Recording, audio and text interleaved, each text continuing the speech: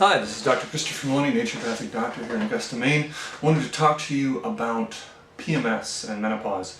The people who have premenstrual syndrome, who are having pains and cramping during a regular normal cycle, are experiencing an imbalance in female hormones during that cycle. So you might, typically the model would be that normally your estrogen will rise up at the first half of the cycle, and your progesterone will rise up to meet it about the time you ovulate, and then they'll come down together and kind of gutter ball out during menses. But typically what we'll see is that somewhere along the line the progesterone has dropped out. And the reason for that is typically that the precursor hormone for progesterone actually also can be used for cortisol, or basically adrenal hormone. So typically if you're stressed or you're chronically stressed, you have a genetic susceptibility to PMS, you're going to end up having kind of a bouncing effect, so that your body isn't quite sure, hey, are we having menses now, or we're not quite having menses now. And that can have worse months and better months depending on what else is happening in your body. It is very easy to address PMS. It's not necessary to have that level of pain on a given month, but you need to address the hormones. Often people are using birth control pills to modify that. But if you've just had a child or you're planning to have a child, it's not possible to have the birth control pill obviously in there and have a child.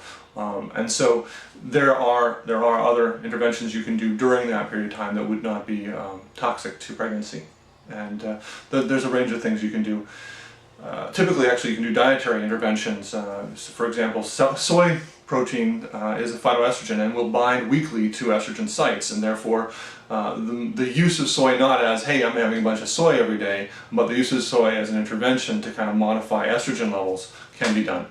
But as you get older, those same people are very likely to have difficulty with menopause. And menopause is not a disease per se. It should actually be something that happens normally and naturally. You'll actually have a downregulation of hormones. Now, we had been treating it up until 2002. The medical profession as a general whole had treated it as a disease and said, okay, look, this is estrogen, we can keep giving it to you, it will keep you alive longer. What we found with the Women's Health Initiative study, and since with smaller studies or smaller analyses of that study, are that basically estrogen reduces your risk for almost all of the chronic diseases of old age, with the possible exception of osteoporosis. But it really is not a great thing to keep adding a bunch of estrogen in. Your body really wants to downregulate to a lower level of hormones, and that's going to actually keep you, give you more life.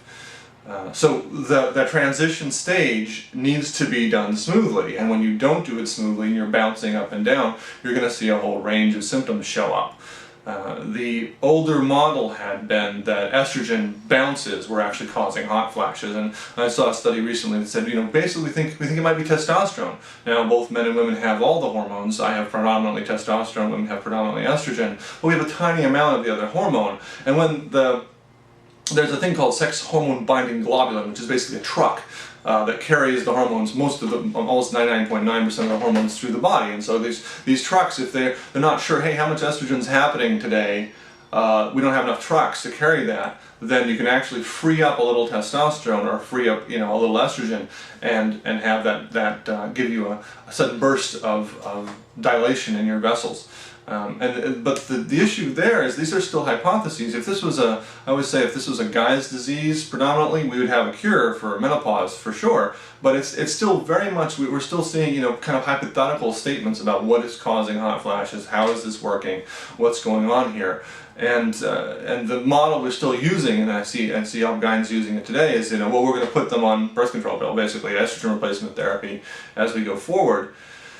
And that has the effect of hopefully alleviating symptoms in the short term, but at the same time possibly lengthening the time period for which you will go down. And so you see people on on estrogen replacement therapy, and then 5 years later they're still on it because they haven't gotten what they needed. They still haven't tapered down on their hormones. Their body's never gotten used to it. And as soon as they go off the estrogen replacement therapy, they're back into symptom picture. So and you can see people 5-10 years into this still getting symptoms. So there really needs to be a step where you say, look, I'm going to come off of these and I don't want symptoms during that period of time. And there's a whole range of supportive agents that you can use to do that. I actually made a list of, I think, 25 different supportive treatments that you can do to modify menopause, and most of them are non-toxic lifestyle and dietary interventions. And they really do help a lot of people. And just being aware of what's going to be affecting my estrogen on a given day. You know, like the patient who came in and said, you know, twice a week I get a quart of wine. Now, if you drink wine or any alcoholic beverage, what's going to happen is that, of course, that takes priority in the liver, so you're going to have a sudden increase in estrogen. So the idea is that she's having hot flashes, she's having menopausal symptoms, and she's basically bumping up her own estrogen twice a week. So she's in effect bumping it all up to here and then dropping it down, and I pointed that out to her, and her two choices were to stop drinking or to drink regularly every day. I think she chose to drink regularly and did fine. So the idea is that she did make that transition.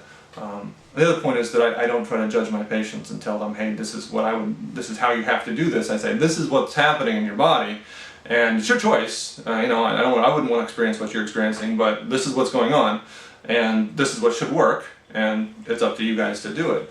But I do want to encourage everyone to realize that menopause and PMS are very modifiable, and it's not something that you have to experience. And I have seen people who are in their 40s who've had PMS their whole lives, and just really over a period of 3 to 6 months really improve that situation by becoming aware of what's going on in their body.